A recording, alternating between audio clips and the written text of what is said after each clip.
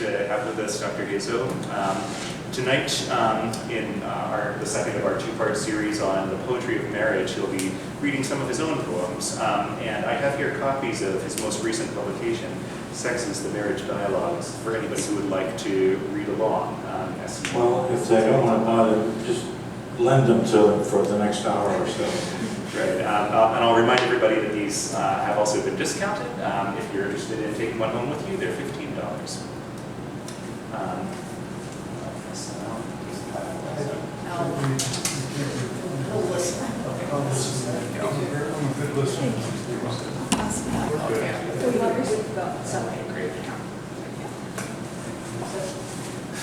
All right, so without any further ado, we'll turn things over to Dr. Hazo. Thank you so much for joining us again. I come to this class with great trepidation. Sorry, one moment. I'm scared.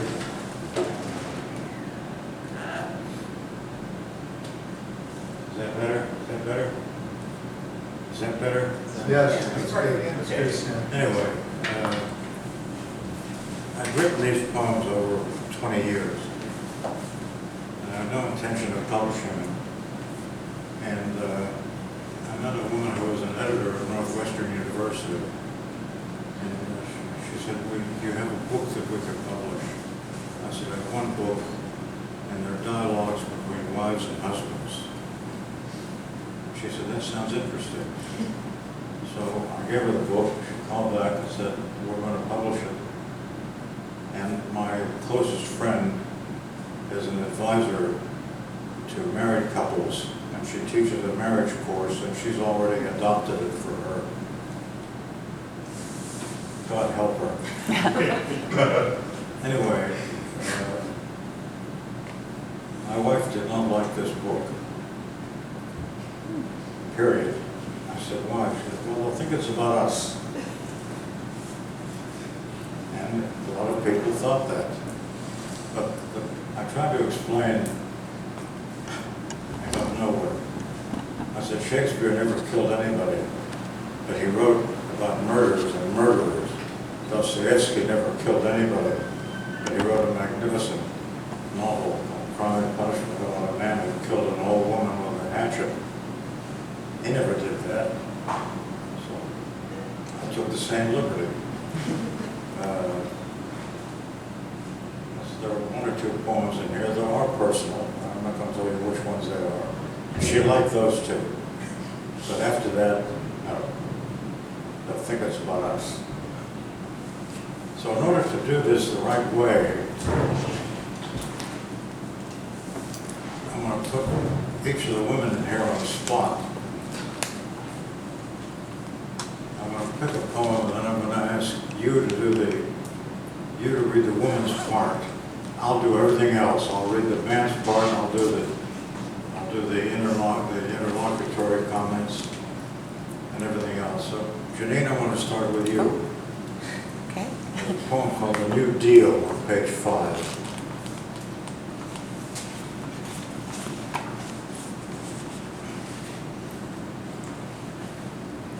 This, by the way, one of the purposes of this, of my writing these, was that most conversations between married people are about trivia. At least they start about trivia. You know, you forgot the key. The toast is burning. I mean, comments like this. But they always hide or lead to something that's more important. Almost invariably, not always, but very, very often. So, whenever a man or a husband decides we ought to get a new car, that's war. Go ahead, Janine. Okay. Who says we need a new car now, right now, today? For her, a car was transportation, nothing more. This wreck burns oil and the warranty's expired. Why not renew it? I want a new car pronto, this minute, end of discussion. It was election day +1. The whole country had swung to the right. He felt betrayed. I'll never understand, she said, crossing her fingers, why men and cars are just like that. He drove on automatic pilot, tallying the radio returns from Maine to Texas through the whole catastrophe. Your mind is always elsewhere when you drive, and that's not safe. The country's gone to hell and all you talk about is me, me, me. I'm not married to the country. He turned the radio knob a click. More tallies, more defeats. He switched to the golden oldies. If you're set on getting a car, I hope the color is puce. Nobody makes a puce car. What about lavender with cream appointments? He looked at her as if she'd lost her mind. Glenn Miller's in the mood embalmed him in a sulk. For just that long, he thought of times when cars were only black, blue, or gray, and lavender described a sunset or a dress. And politics made his kind of sense. All right, I'll take a patchy red with pink leather. That made him mad enough to spit. He inched the window down, turned halfway to his left, and spat all over his chin. Hearing her laugh, he tried to stay quite serious. Not funny, he said, but found himself laughing along with her, and neither could stop. Later, they left themselves giddy as drunks each time they brought it up, if politics was in the news or not. They kept the car.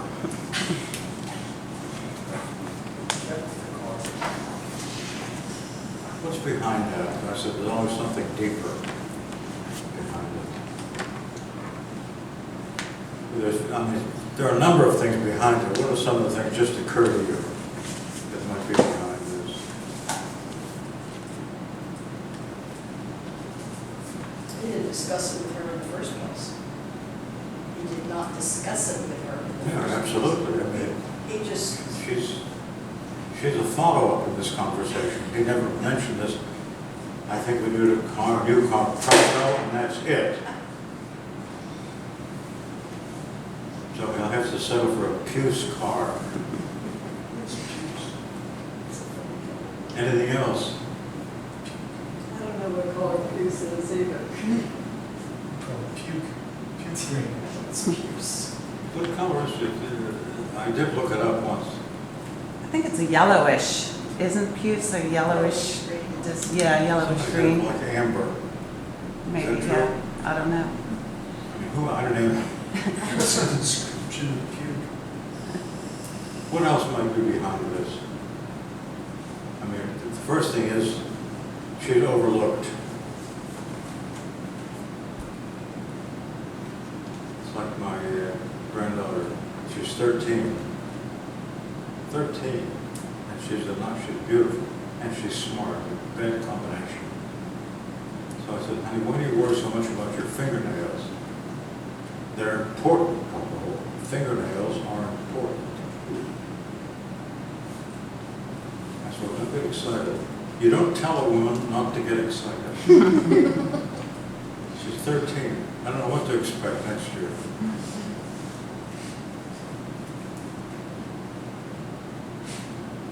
Anything else? Yes. But just that whole idea of what is important to each of them. In the poem, the car is very important to the man and not so much to her. Until it finds its own level, and then they laugh about it. Yeah. But one can imagine that scene. You know, he decides to spit out the car, and it spits all over his face. It's over at that point. It's over. But he changed his mind. I'm sorry? He changed his mind. He didn't buy the car. She changed his mind. Well, Helen, why don't you take the next one? You be the woman on the next one. what is the next That's one? called settings. Okay. Ready? Oops. Ready? Why are we doing all this? He asked as he set the final plate on the Madeira tablecloth. What's all what? She said with one of her goblets in each hand. Fussing like this for a dinner when all we'll end with will be dirty dishes and full stomachs. Is that so bad? If the whole purpose is just to feed your face, why bother with the fritters? I can't believe you said that. You better believe it. Planting each goblet in its place, she scanned the table like a maitre d' and smiled. Feeding your face is not the same as dining. Tell me the difference. Frenchmen say that dining accentuates our five senses all at once and nothing else does. Well, lovemaking comes close. I knew you'd mention that, but even lovers need the right setting, or all you have is wham, bam, thank you, ma'am. The problem with the French is why they think the wrapping and the bow are more important than the gift. Not more, but as much, and I'm for that. But what's the point? The point is that the presentation makes a world of difference. Look at your centerpiece, flowers galore, and tomorrow they'll end in the garbage can. But today they're beautiful and they enhance the occasion. Here today, gone tomorrow, or sooner. Who says longevity is the answer to everything? Who says it's not, I'd like to know. You miss the point. You missed the point. I have to tell you where that line came from. Who said that longevity is not the answer to it? The man I knew, his daughter was getting married. And he was adding up all of his expenses. I was there with him, and she was sitting, living, and it came up to quite a sum. And I said, and she heard me, so why don't you just give them the money and tell them to elope? She walked over and said, whoever told you that longevity is the point and purpose of everything? This happened, I said, it happens once for an hour. You go to a reception, she wears the dress one time, and that's it. But, you know, to a girl, she's not thinking the way you're thinking. The wedding is something. Something. I've never said that again. About anything. You valued your life, did you? I'm sorry? You valued your life because you didn't say that again. That's part of it. There's some lines in here that express the exact difference between men and women. She is very much concerned about how the table will look. Everything has to be right. She compares it to packages that are wrapped by the French so that they're as attractive as the gift. And she says so. Does that say anything about the difference between the genders?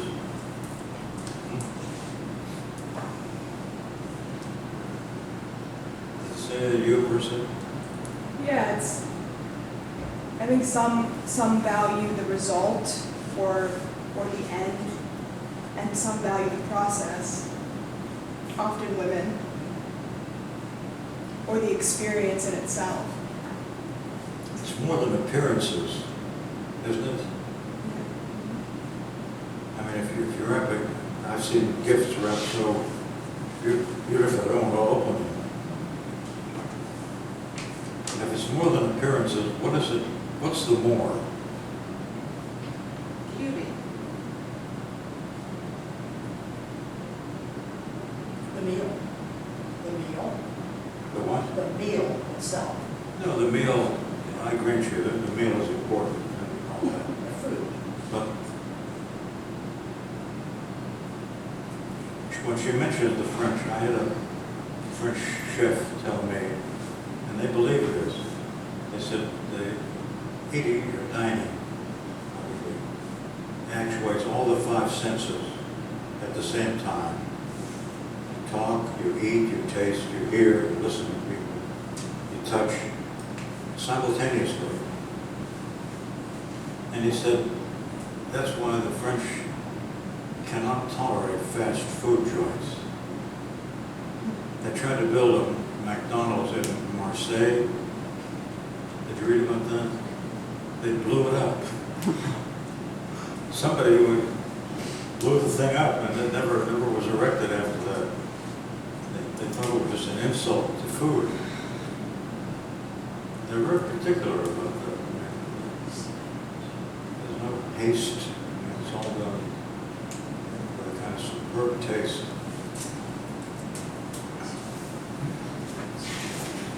Okay.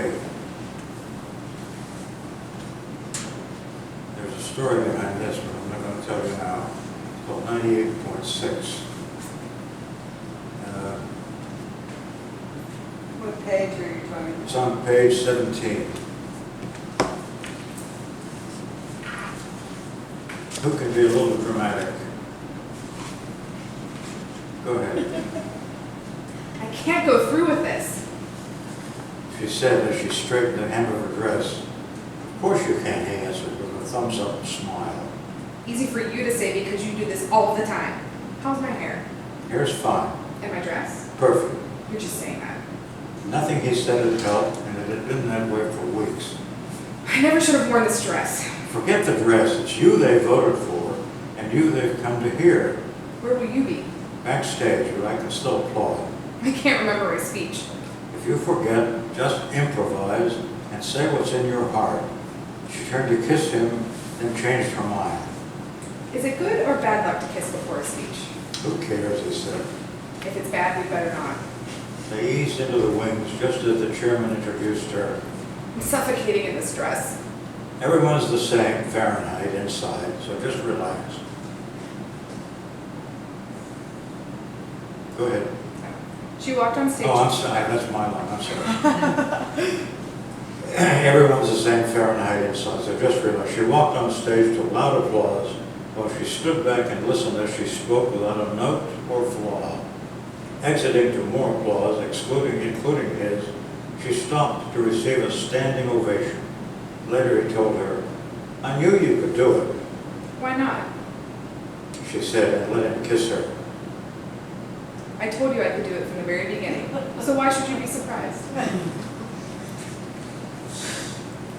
You remember the actress Claire Bloom? Remember the actor Rod Steiger? Huh?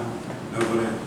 It's another generation. Anyway, Rod Steiger and Claire Bloom were husband and wife at that time.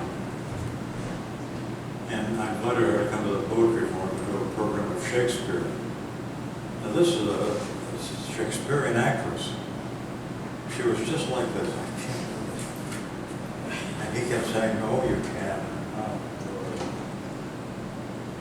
Academy Award actor saying this to her. Finally, when she realized this was when it was all over, she came over and said, "I told you you could do it. Did you doubt it?" Offended. Was that your inspiration for the poem? That's right. That prompted this poem. A lot of these poems are based on observation. Some that are based on imagination and so forth. But I like to think that some of them are not atypical. Women, before occasions that they want to be perfect, can get very edgy. You know, something could always go wrong at the last minute, something could happen and so forth. So when it's all over, and somebody will say, "See, nothing happened," try new thing. Take it in stride.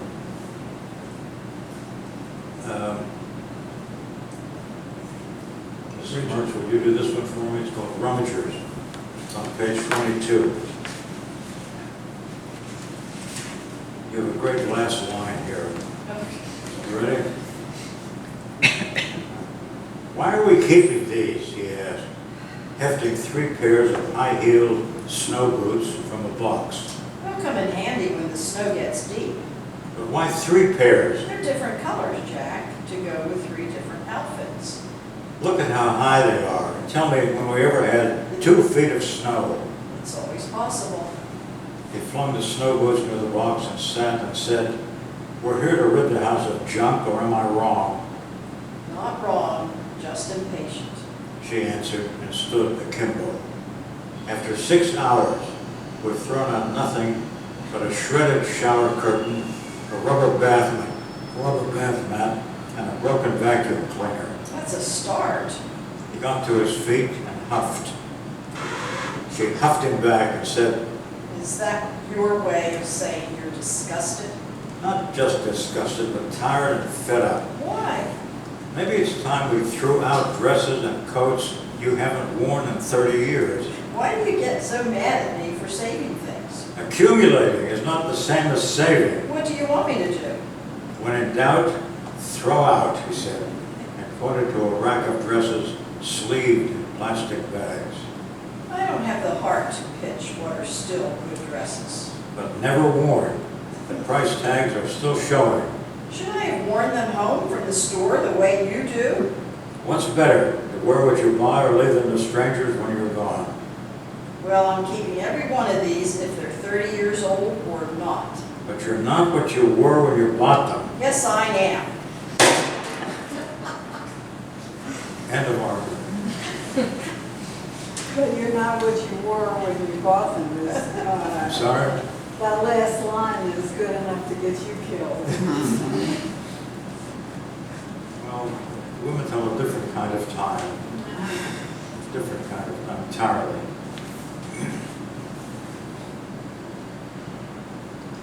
This is another example of a different kind of time. Melissa, you take this one. It's called The Higher Logic of Marital Discussion. It's on page 24. Be a little snippy. Can't really. You always think that something will go wrong. And sometimes, she said, I'm right. I like to think that things will go as planned. And sometimes, you're wrong. With one hand on the steering wheel and one at ease, he said, but thinking in advance of all that could go wrong means never taking a risk. She turned away to watch a fleet of 7 mallards on an inlet by the road and asked him, why do ducks always fly in formation? Ducks, he shouted. How did ducks get into this? You never hear my side and never change your mind, so what's the point of arguing? It's just because you know I'm right. Not right, she said, just certain. For several miles, they watched the road before them disappear and change into the road behind them. You're just the same, I'm sorry. You're just the same with people, trusting them before you really know them. I trust until I have a reason to distrust, he answered. Well, I distrust until somebody earns my trust, and that's the way it should be. How can you live that way? She focused on the road with such attention that she frowned until the frown relaxed into a knowing smile. Sometimes you pay the price for trusting. When? Oh, wait a minute. Who has that line? Sometimes you No, pay the price Go ahead, for go trusting. ahead.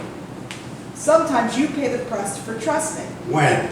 Remember the time you lent $200 to Zach? So what? You knew he'd never pay you back. But now he stays away from me, and that's a bonus.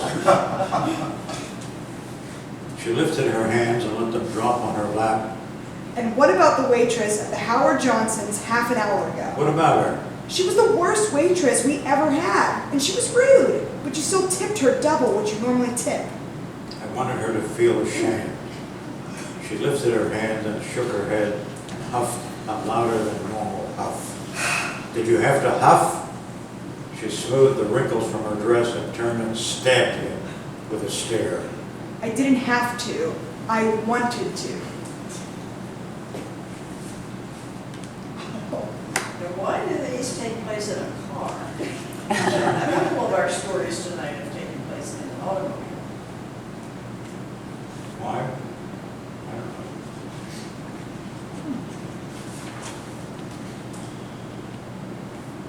I got that one line from my dad. He used to over-tip bad waitresses. And I said, no, I want them to feel ashamed of themselves. I never heard that in my life until this. Dad, Have you ever heard that? No, embarrassing. It was funny. I don't know if that would work. But there's a big difference, you know. I mean, women are much better anticipators than men. Much better. I mean, things that could go wrong.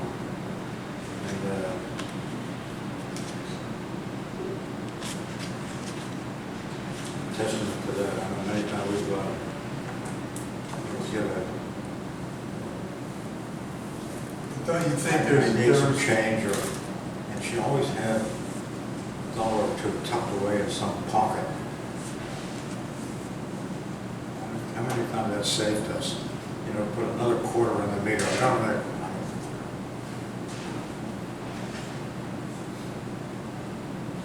Here's another one that's in the same vein. Go ahead. Go ahead. It's called Cassandra.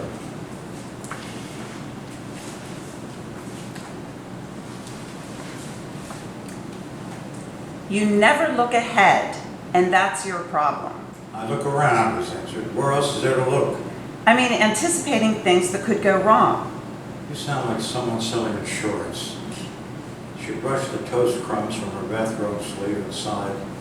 Last week, he said, I listened to a pro who sold a policy designed to cover drowning, collision, murder, everything from falling off a bridge to being killed by bees. What's wrong with that? There's no defense against the worst, Louise. So you did nothing, right? I almost bought 2 graves from him, 2 for the price of 1. Not funny, Herb. What's wrong with living fully in the present tense? It's not enough. We eat and drink and sleep and brush our teeth in the present tense. There's more to life than that. We make love in the present tense, Louise. That's different. Speak for yourself. Just then, she saw a sluice of water sliding down the kitchen wall, then another and another. God, I left the water running in the tub. He dashed upstairs, turned off the taps, and pulled the plug. She shed her robe and sawed the floor with it. He did the same with his pajamas. When everything was dry, they faced each other shamelessly as Eve and Adam in the present tense. I'm sorry. No reason, he answered and kissed her. You stay so calm in a crisis. She added as she hugged him close and kissed him back. If you would have thought ahead, this never would have happened. If you had thought ahead and caulked the tub last week, the water never would have run downstairs. He kissed her on the cheek. Who wins this argument? Both of us. Impossible. It's like 2 lovers making love, Louise. Both win, regardless.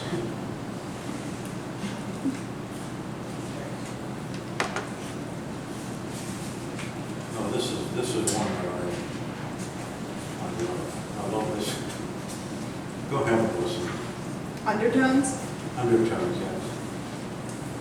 Sometimes you tune me out. And let me put you in the mood first. This is a girl who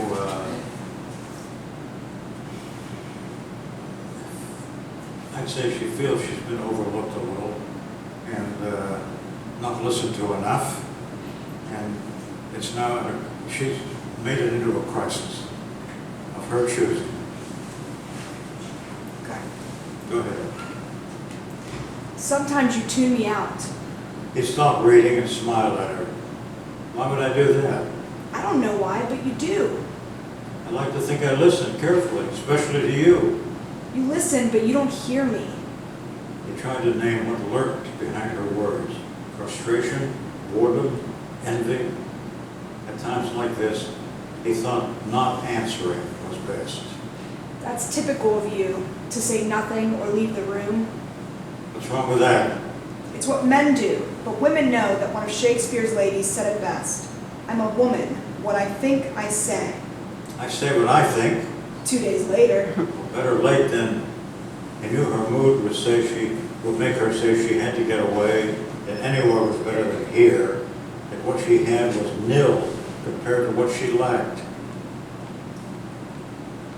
Kenny and Rose are always going out or away somewhere, but you stay put right here. Right here is where we live, remember? But you do nothing to change the tempo, and every woman likes surprises. Finding you was the best surprise of my life, Marie. And I love you for who you are, not what you want to do, and not what you do or where you want to go. She turned away to keep the tears from showing. But the tears kept coming when she said, You always do that.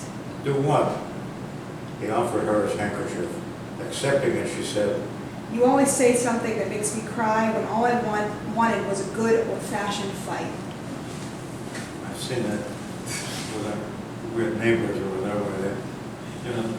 They'd have these inconsequential fights. Finally, he would just look at her and tell her that he thought the world of her, and all her rage had no point. Smart man. I'm sorry? He's a smart man. Yeah. But that's so typical.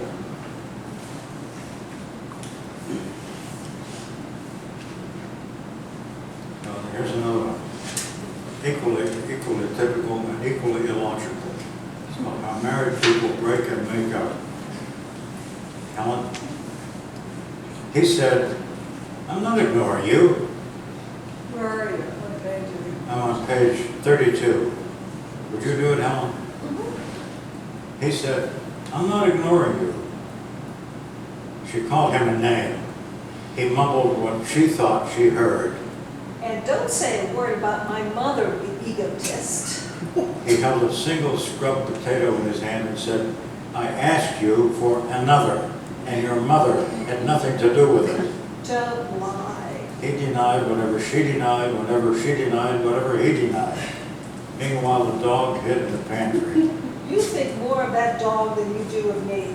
With that, she marched upstairs and shut the bedroom door with a will.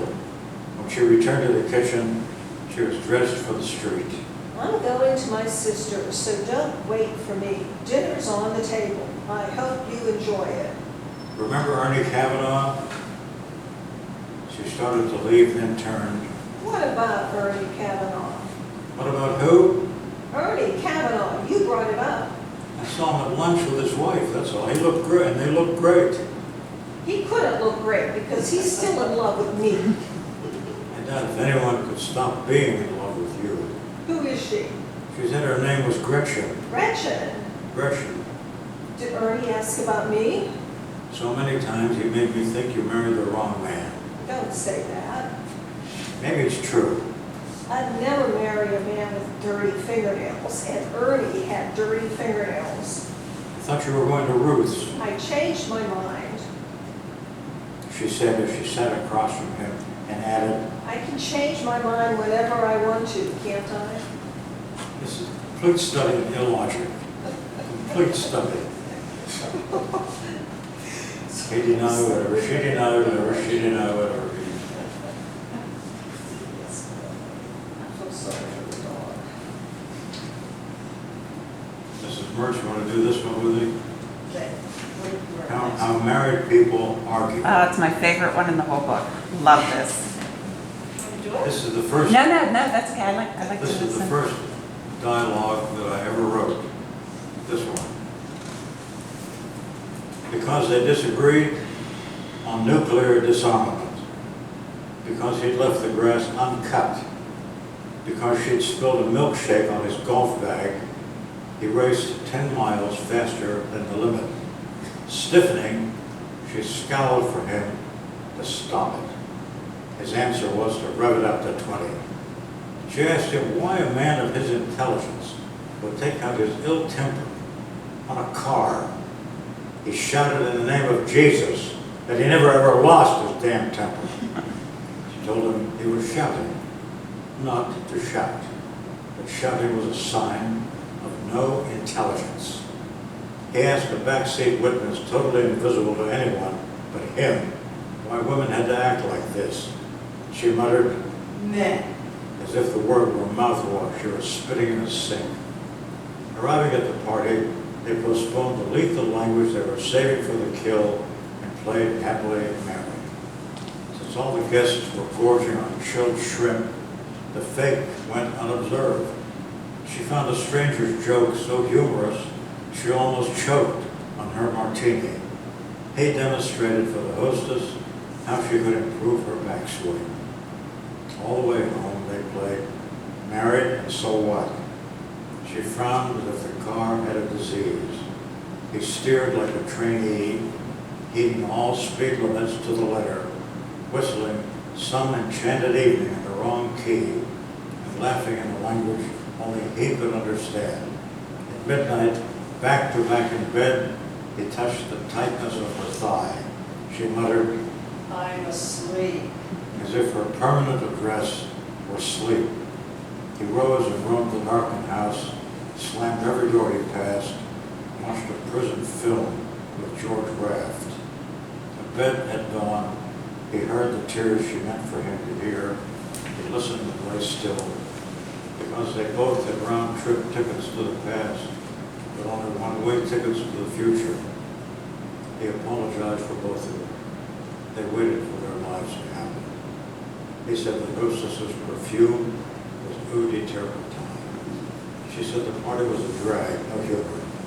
Word by word, they wove themselves in touch again. Then silence drew them close as a conspiracy until whatever never was the issue turned into the new duet that settled everything until next time. I thought that was more of a dialogue than I had 2 words. Yeah. Let's try this one. This one's called body language. This is Military. You want to try it? Mary Lou. Call me Mary Lou. All right. Want to try it? How's your headache? She asked. Easy, he answered, but I'm fighting it. How do you fight a headache? Keep going. For us women, pain is pain. If we hurt, we cry or scream or just say so. But That makes pain the winner. His eyes were strafing the beach while she kept lotioning her thighs. They'd been in Cannes for a week, and all their talk was anatomical. She blamed this on the semi-nudes who flanked them daily on the beach. She said the women were, mistakenly unclothed. for him, the girl on his right was one of hundreds to appraise. This goddess beside me, he whispered, is feeling no pain whatsoever. She glanced at the girl and muttered, Meat with eyes. to you maybe, but she proves the female body in its prime is beauty at its best. We don't stay primed for long, Josh. But while it lasts, your sport for Jove. All women work the same inside, so don't be fooled by the wrapper. Quickly, she capped the lotion bottle with a twist and snapped, You men are boys in men's clothing. You love us only from the waist down. I love you down and up, plus all that it means that they're adjacent lie. Thank you, Mercutio. It's true, Then why do you leer at the mermaid beside you? because she's beautiful. Then what? That's where it ends. I hate to question your aesthetics, Josh, but that's where it starts, she said and stood. So watch, and I'll show you the ocular proof. With that, she turned, shucked off her swimsuit, asked him to hold it, and posed like Cleopatra, Rosaline, and Desdemona, so that he and everyone would see how bodily convincing she could be. Final revenge.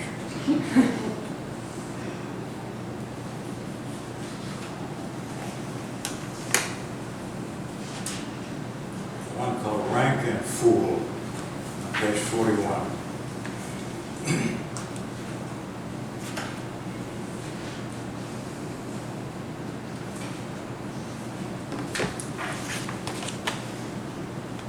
Melissa, I hate to see soldiers marching in formation.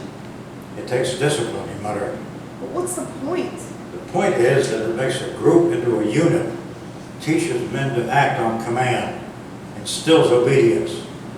They'd had this talk too often to be ill-prepared. His time as a Marine had left its mark, shoes buffed to a high polish, trousers creased to the cuffs, and haircuts militarily exact with judgments to match. Her tact was to speak, then wait.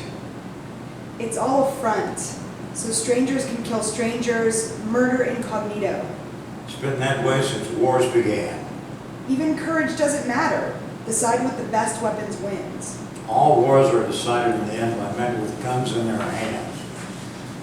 She stood and sashayed to his chair and said, I think all wars should be fought naked. he shook his head and laughed in her face.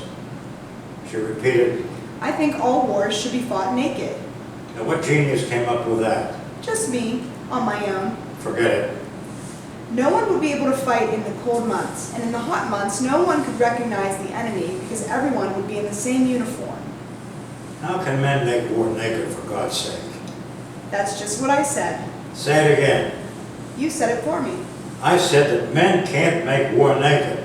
And I agree. He tried to laugh, but the laugh never happened. Who gave you that idea, he asked, and shrugged the shrug of the self-entrapped. Your dad. I did. He told me once that couples who argue naked find ways to work things out. He said that? It worked for us, didn't it? We're people, not armies, he shouted and turned away. I give you a logical, irrefutable way to keep people from killing one another, and you get mad. Why not? You even agreed with me a minute ago. I was just repeating what you said. What's wrong with what I said? Men can't make war naked, Rebecca. Bravo. I couldn't have said it better. She's correct. Correct.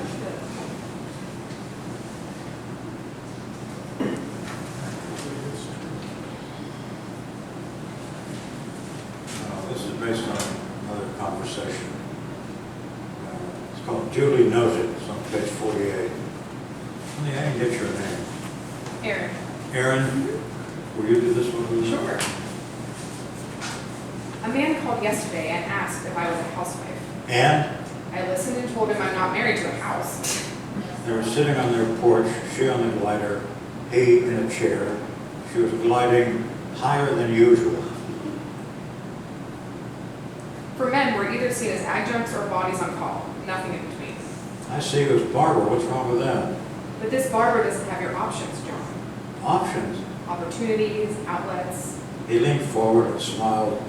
As a man, I can do push-ups, make war, make out, make trouble, all kinds of good things. She pushed the glider higher. I'm saying that women live in a masculine world, John, and you're not listening to me. She said these things before, and there was nothing he could do but nod. The influence of women is never minor. No, that's mine. The influence of women is never minor in this world, he said. And you'd be wrong to underestimate it. I don't, but what we do is always indirect. Suggestions here, entrapments there. But isn't power always strongest when it's indirect? Maybe, but it takes too much imagination, too much time. What would you prefer? Equality, she said. She said, and stopped the glider in mid-glide. Equality, equality, equality. He leaned back in his chair and smiled a half smile and said, Barbara, if that's what you want, I have to tell you as a man, equality is a long way down.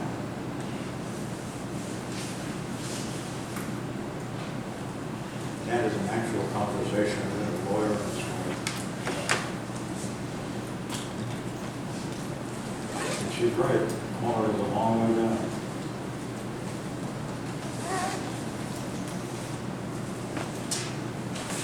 One called Backlash. Janine, Yes. What page is that? page 52. Why did she call? She said she wanted just to stay in touch, he answered, and slipped the folded phone into his pocket. After 5 years? Before they chose each other, both had other options. She was a French pilot who chose at last to marry French. He was a co-worker whose skills matched his so closely, they became competitive. I noticed she called on your cell phone. She must have kept the number from when we worked together, he said. Is this the first call or? The first and only, so let's forget it. All during dinner, neither said a word. Clearing the dishes, she asked, what is she doing now? I think that was my line, Sam. No, Yeah, she asked. Oh, what I'm is sorry, she, go yeah, it's ahead. okay. What is she doing now? she has a name, Jan. All right, what is the name doing these days? I don't know. Honest? Honest. Returning to the kitchen, she started stacking the dishes as if she hated dishes more than cancer. Save the pieces, he said. Above the clatter of dishes, she shouted, I always thought that marrying someone for life meant marrying someone totally. totality for sure. And if the gods are kind, longevity. You agree? Absolutely. Then why did you answer the phone when Miss yesterday called? How did I know who was calling? She returned from the kitchen, drying her already dry hands with a paper towel. He plucked the towel from her and said, "That dinner was your best yet. Stop using psychology on me. I love the totality and longevity of everything you cook." She took his hand and sat side saddle on his lap and said, I wish I knew what makes a woman act like, oh, wait a second. He said that, right? No. Oh, is that, am I saying that? I wish I knew what makes a woman act like this. "Let's forget about her." I'm talking about me, not her. Well, if you don't know how women think and act, how should I know? What if Pierre called me? What would you say? I'd be surprised. He liked me a lot. No doubt about that. He really liked me a lot, Joe. Agreed. She dropped his hand and stood and said, Is that all you have to say?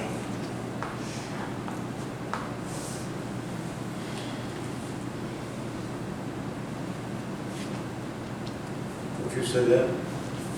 Is that all you have to say?" Yeah. I'd want a little more. You bet. I think she expected him to be a little jealous. He's This not was- answering the He question. liked me a lot. He liked me a lot, no doubt about that. He really liked me a lot, Joe. Let's drive the nail in further. He said, Didn't work. Didn't work.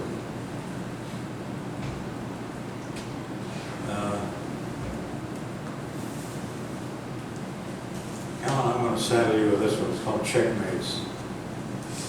It's on page 55.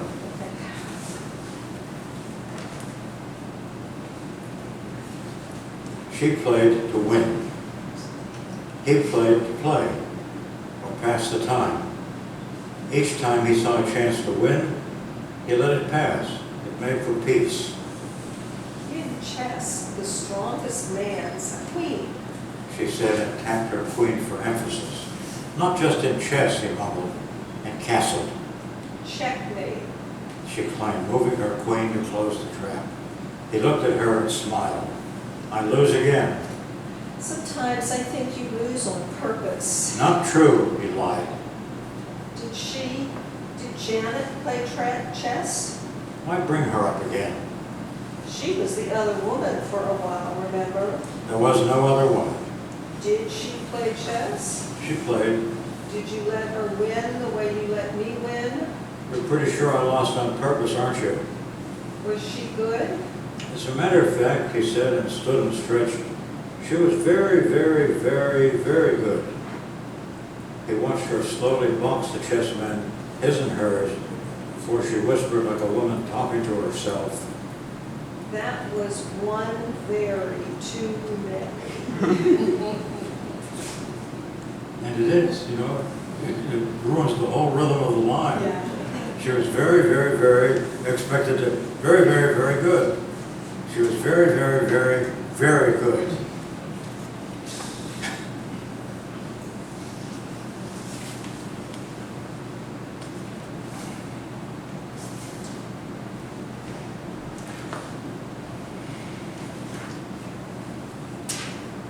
One called Fault Lines on page 59.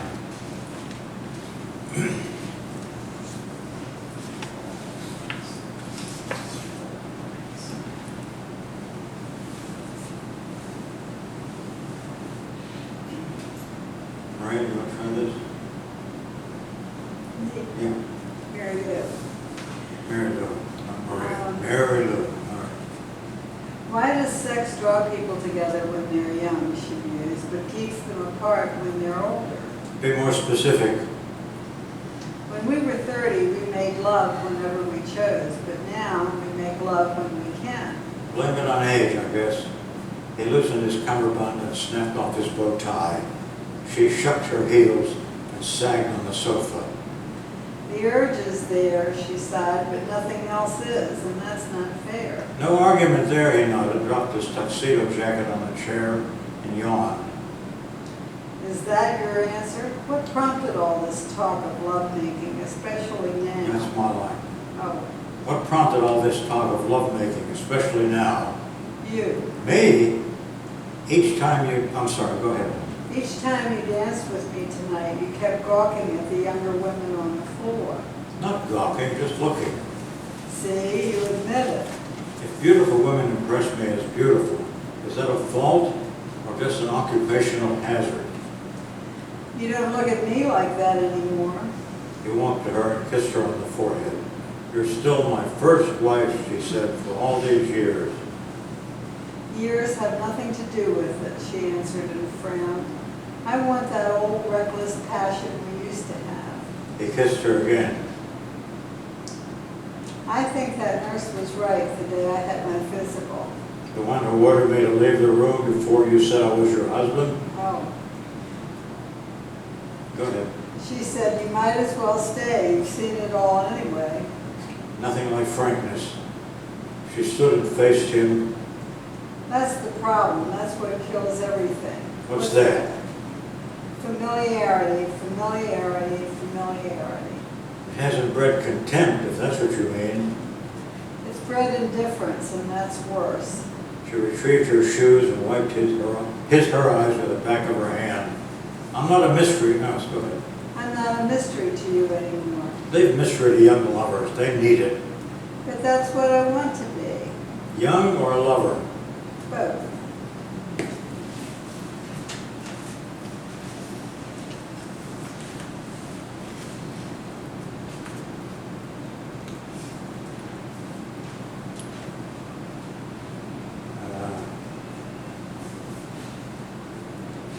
Helen. One on page 62. One called She Who Has the Last Word. I thought you were asleep. She shifted on the gurney and smiled. I've been prepped, but I wanted to stay awake to see you just in case. In case of what? In case, you never know. It's routine surgery, Sue. No need for valedictions. Will you and the boys be okay? She gripped his hand and squeezed it softly. You're the only mom we have, he said, but somehow we'll survive.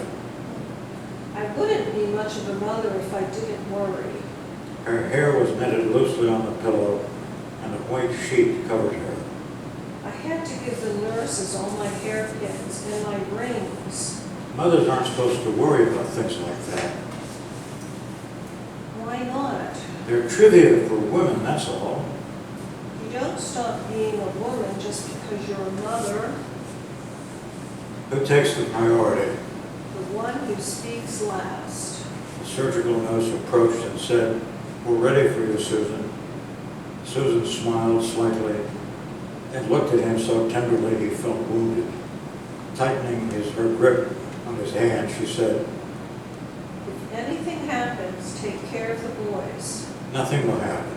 Promise. Nothing will happen." Promise. "All right, I promise."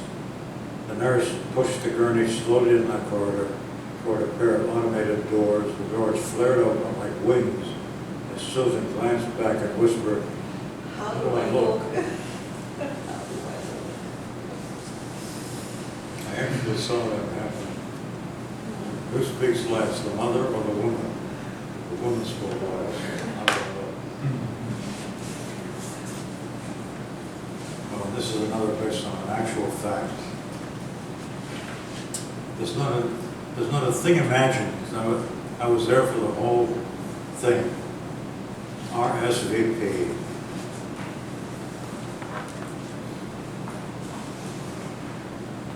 Sophie, he called, "Let's go." She planned the whole event for months in secret. Banquet reservation, now who will do this? How about you, Mrs. Mertz, would you do this? Okay. Sophie, he called, "Let's go." She planned the whole event for months in secret. Banquet reservations for classmates of his some 60 years ago. A special cake with 80 candles. "Sophie, it's late." To keep it a surprise, the guests were sworn to silence. Knowing he hated birthday parties, she described it as a private dinner with a few close friends. "Why do I need a dinner for everyone to know how old I am?" Do it for me.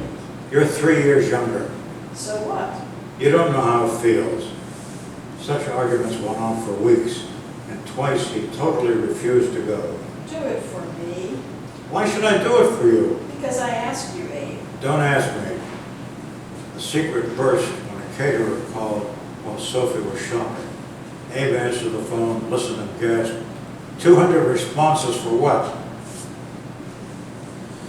He waited and snapped, I don't care how many guarantees you need. Later, she had to tell him everything. You mean Morris is coming from Alaska? And Irv and Dave? I thought they were dead. Everyone who's not dead is coming. My God, from Alaska. From then until the final minutes, he took charge. Sophie, for God's sake, hurry up. She took deep breaths to calm herself, cologned her wrists, and hoped that there was nothing she forgot. Sophie, we can't be late for something like this. Finally, she marched downstairs, her gown not quite adjusted, and her lipstick still unblotted. It's about time, he huffed. You. She muttered as he passed. I'm not talking to you. It was a perfect scene, I'll never forget it. She organized this, you can imagine what it took. And after he found out about it, he became, Sophie, I'm not talking to you.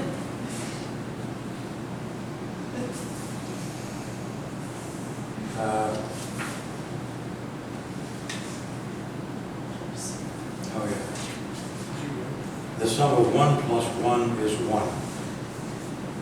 It's on page 69. Will you do this one, Lucy? Me? Worry is a form of love. He waited for an answer. No argument with that, he said. And that holds true for grief as well. No grief, no love. No worry, no love. You mean we agree for once? He nodded, then shuffled the cards and dealt her the ace of hearts. She turned the ace so that the heart's tip was aimed at him. Are you telling me something, he asked. I worry about you. Why? You work too hard. I thought your words about worry were meant for the children, not me. Some of the words, not all. He replaced her ace of hearts in the pack, shuffled the cards accordion style, and squared them in a tight, tamed deck on the table. You know, he began, they say a mother worries first for the child who's away, and if all her children are home, she worries for the one who's sick, and if they're well, she worries about the youngest. She cut the deck, creating 2 half decks side by side on the table. I call you my oldest child. And winked. He gathered the twin stacks and eased them into a single deck again. She placed her hands on his so that he couldn't deal. You work too hard. And I don't want to live the rest of my life as a half deck. She kept her eyes on his until his eyes met hers, and still she gripped his hands. At last, his eyes confirmed what she was waiting for. She freed his hands and smiled. Now what, he asked. Deal.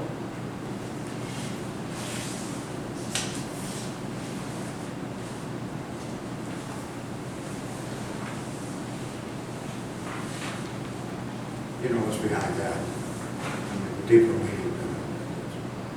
What is the deeper meaning behind this next one called Nothing Else to Add?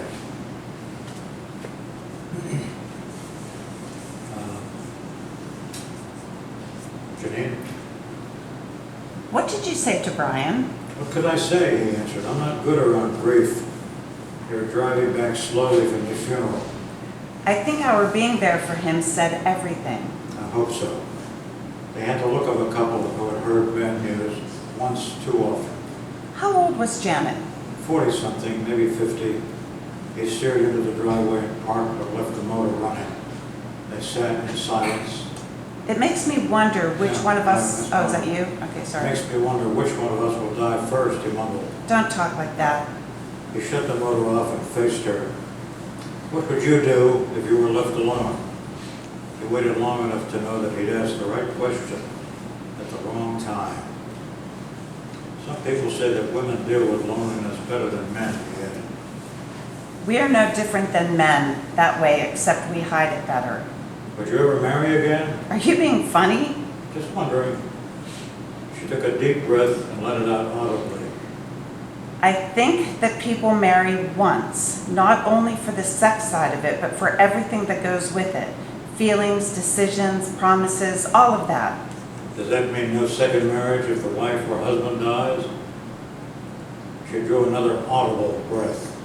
No matter which mate dies, the one that's left is like a two-wheeled car, unbalanced and going nowhere. Would another marriage reset the balance? It might, but there'd always be a rearguard action with emotions, echoes. He knew her logic always trumped his on such subjects, but he went on. Does that apply if the first marriage was a bad marriage from the start? In cases like that, it wasn't a marriage at all, was it? He opened the door a fraction and said, there's one culture where they have to kill the wife when the husband dies and kill the husband when the wife dies. Are you being funny again? Just mentioning how some people handle what we're talking about, he added as he shut the door and sat like a stranger in his own skin and almost whispered, I was just trying to lighten the mood. That's one subject that doesn't lighten, Jim. What's the answer? She opened the door and stood at her full height and said, I guess the only answer is to live long enough to learn what you never hoped to know. He stared straight ahead while she reached in and touched his arm. We're not there yet, dear, so let's leave well enough alone and have some fresh coffee and finish cleaning out the attic.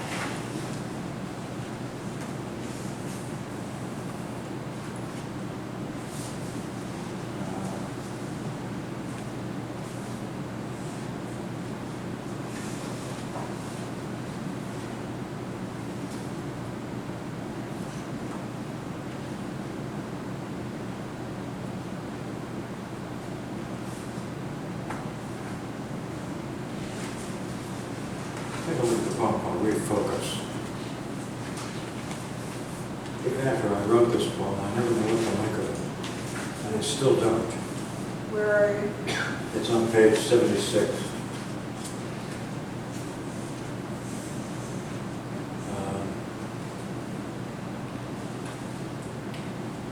We rarely look at one another's eyes much anymore.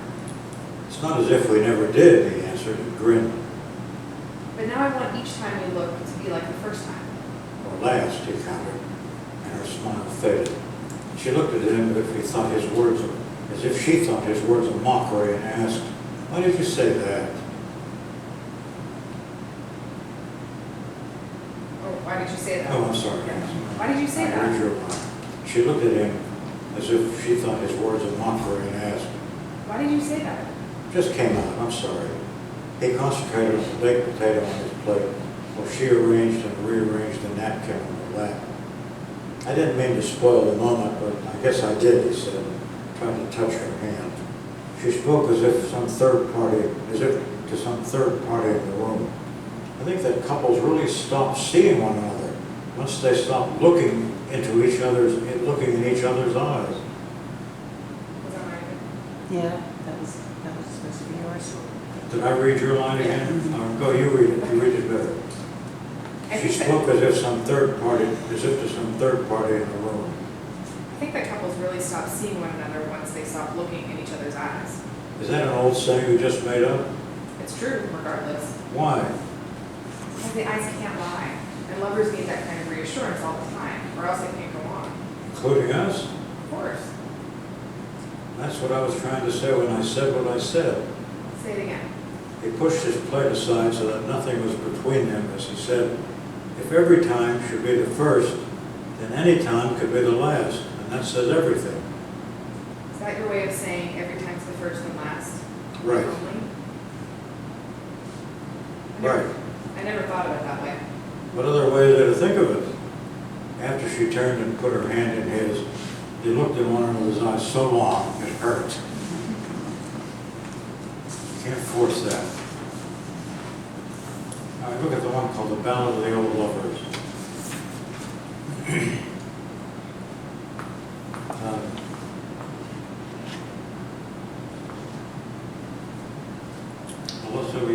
Marissa, will you take stanzas 2, 3, and 4? first part we do together. You begin. Your body slowed down, my dearest dear. Your body slowed down, my dearest. It's aging, my dear, just aging, I fear. Each day I keep growing older. The birds in the trees may never freeze, but the blood as you age grows colder.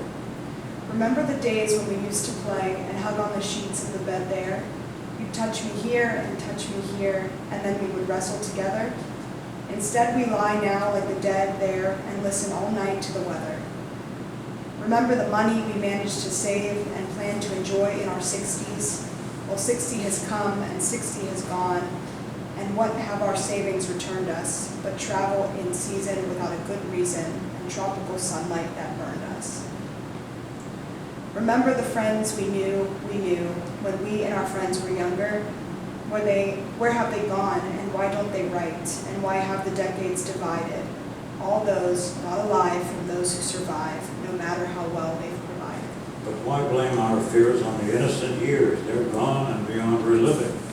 Since death's quite efficient, and time's insufficient, is it asking too much to forgive us for wanting to stay till the end of the day and love what the years can still give us? So give me a kiss, my dearest of dears, and sleep by my side forever. Let the years come and let the years go. We treasure what nothing can sever, and touch or apart is the same to the heart. Until death parts us not, we're together. It's not a bad line. Touch or apart is the same to the heart.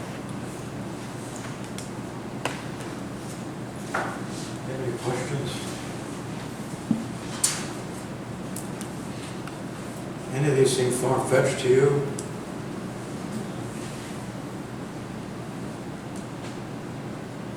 You know the actress Ava Marie Saint?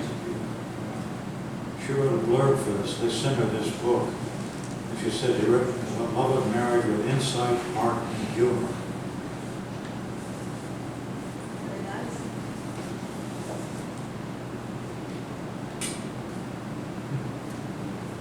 I met her several times. We became friends. And She was in wonderful, one of my wonderful favorite woman. movies, North by Northwest. Sorry? She was in one of my favorite movies, which is North by Northwest. But she was bitter and on the water. Take care of it right